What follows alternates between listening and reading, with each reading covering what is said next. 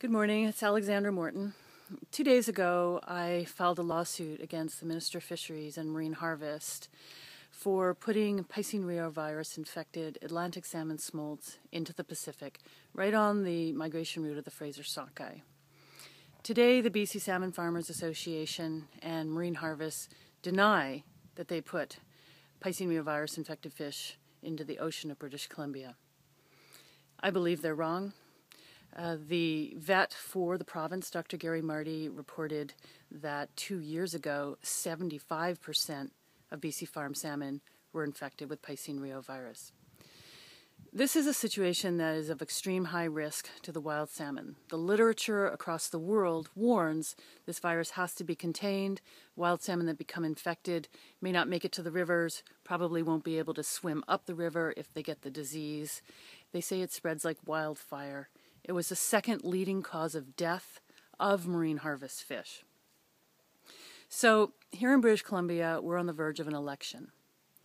The provincial government of Canada can terminate the fish farm license of occupation, the rental agreement. They can evict individual farms one by one in 60 days with no compensation to the company if it is in the public interest. These infected fish are going to damage the wild salmon of British Columbia, I feel very strongly. At the very least, they represent an extremely high risk.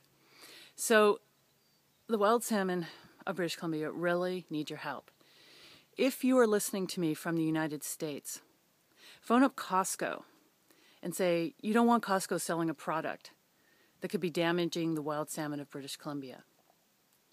If you're from Norway, phone up Marine Harvest and say, Marine Harvest, you're bringing shame to our country.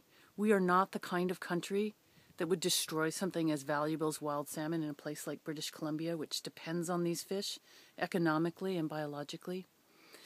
And if you are in British Columbia, consider contacting your MLA candidate right now. Facebook them, call them, visit them, go to their office, and say you do not want these salmon feedlots on the wild salmon migration routes of British Columbia, that you want wild salmon.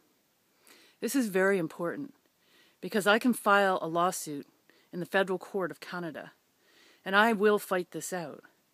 But without enormous public support, the wild salmon of British Columbia, they're going to lose against this virus.